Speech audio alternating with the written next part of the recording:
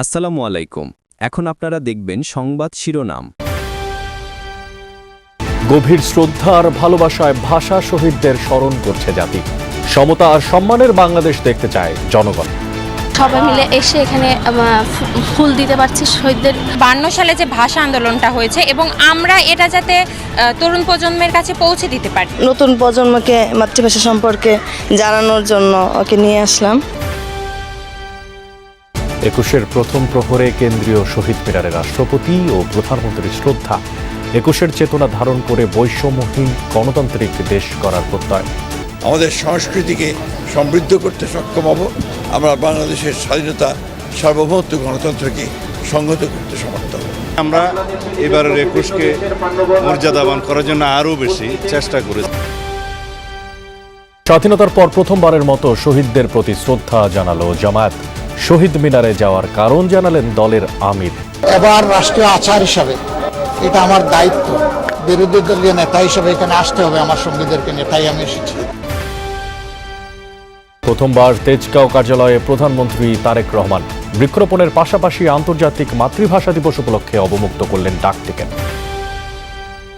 ইরানের সীমিত সামরিক হামলার কথা ভাবছে যুক্তরাষ্ট্র। চলমান উত্তেজনার জেরে ইউরোপেও সমরাস্ত্র মোতায়েন ওয়াশিংটনের। আসসালামু আলাইকুম। এখন দেখবেন সংবাদ বিস্তারিত।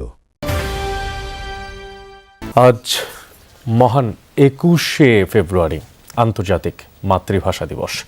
ফুলে ফুলে ছেয়ে গেছে শহীদ বেদি। জাতি বিনম্র শ্রদ্ধায় ভাষা শহীদদের স্মরণ করছে। শুধু 21শে ফেব্রুয়ারি এলেই আবেগ আপ্লুত হয়ে দিনটি স্মরণ করা যথেষ্ট নয়, বরং ভাষাকে সুদৃঢ় ও সমৃদ্ধ করতে হবে। কেন্দ্রীয় শহীদ মিনারে আসা জনস্রোতের কণ্ঠে উঠে এসেছে এই বার্তা। সকাল থেকেই ভাষা শহীদদের প্রতি শ্রদ্ধা নিবেদন করেছে সর্বস্তরের মানুষ।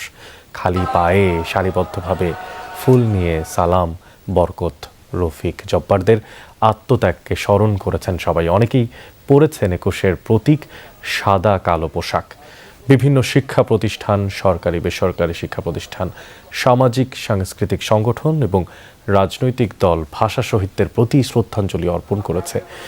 21-এর চেতনা ধারণ করে সমতার দেশ করার আহ্বান সবার। আমার মা আমার হাত ধরে শহীদ মিনারে নিয়ে যেত, আমি আমার সন্তানকে নিয়ে এসেছি। আমার বাচ্চাও যেন 21শে ফেব্রুয়ারি মানে বুঝুক, আন্তর্জাতিক মাতৃভাষা হিসেবে বুঝুক, এই জন্য নিয়ে এসেছি। আমার প্রথমবার বাবার সাথে এসেছি ফুল দিতে। আন্তর্জাতিক মাতৃভাষা দিবস হিসেবে আমারও মাতৃভাষা রয়েছে, আমারও নিজের ভাষা গারো ভাষা রয়েছে। আমাদের যে পরিচয় আমরা বাঙালি, সেটা যেন আবার নিজের নতুনভাবে উচ্চারণ করছি। নতুন সরকারের কাছে আমরা প্রত্যাশা বাংলাদেশ যেন বিশ্বের দরবারে মাথা উঁচু করে দাঁড়াতে পারে। এতজন শহীদের রক্তের বিনিময়ে আমাদের ভাষাটা পেয়েছি, তো এটাকে যেন আমরা রক্ষা করতে পারি। অসাম্প্রদায়িক, মানবিক, সমতা ভিত্তিক একটা বাংলাদেশের দিকে এগিয়ে যাব, এটাই আমাদের প্রত্যাশা। প্রথম প্রহরে ভাষা শহীদদের প্রতি শ্রদ্ধা জানালেন রাষ্ট্রপতি মোহাম্মদ শাহাবুদ্দিন এবং প্রধানমন্ত্রী তারেক রহমান। পুষ্পস্তবক অর্পণের পাশাপাশি 52 থেকে 24-এর শহীদদের জন্য দোয়া মোনাজাত করা হয়। নতুন মন্ত্রিসভার সদস্যরা বলেন, এবারের 21 মুক্ত 21। এই চেতনা ধারণ করে গণতন্ত্র ও বৈষম্যহীন বাংলাদেশ করার নতুন শপথ রাজনীতিবিদদের। শিমুলরাঙ্গা দিনকে স্মরণ, মায়ের বুলি, বাংলার জন্য প্রাণ বিলানো বীর শহীদদের প্রতি শ্রদ্ধা। তরতাজা তরুণ রক্তমাখা স্মৃতির মিনারে অবনত বর্তমান। 52 ফিরে আসে 26-এর দারুণ শোকের রাতে। মহান ভাষা আন্দোলনের বীর শহীদদের প্রতি শ্রদ্ধা জানালো বাংলাদেশ।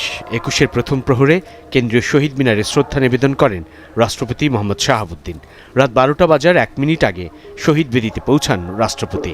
ফুল দিয়ে শ্রদ্ধা জানানোর পর কিছুক্ষণ নীরবে দাঁড়িয়ে থাকেন তিনি। এরপর শহীদ বেদিতে পুষ্পস্তবক অর্পণের মধ্য দিয়ে ভাষা শহীদদের প্রতি শ্রদ্ধা জানান প্রধানমন্ত্রী তারেক রহমান। কিছুক্ষণ নীরবে দাঁড়িয়ে শোকে স্মরণ করেন সেই বীর শহীদদের। শহীদদের আত্মার মাগফিরাত কামনা করে দোয়া করা হয়।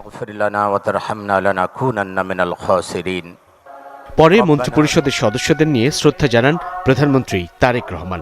অনুপ্রেরণা, সে অনুপ্রেরণা নিয়ে আমরা সামনের দিকে নিঃসন্দেহে জনগণের কল্যাণের জন্য আমরা কাজ করতে সক্ষম হব।